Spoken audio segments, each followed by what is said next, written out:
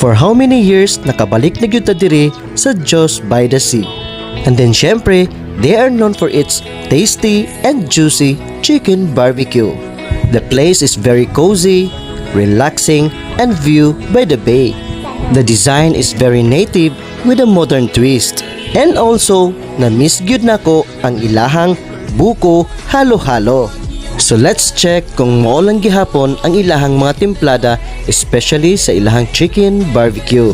Since gigutom na gyud ang mga persons, so we ordered chicken barbecue, calamares, kinilaw, and pansit Macau gisado.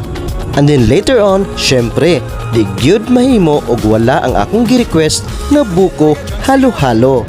And to make the story short, na-enjoy good na mo ang ilahang mga pagkaon, especially ang ilahang calamares, kay dagko kayo ang servings. And an honest review, medyo nabitin lang ko sa ilahang chicken barbecue, kay medyo nigame mangyod ang ilahang manok. So that's all for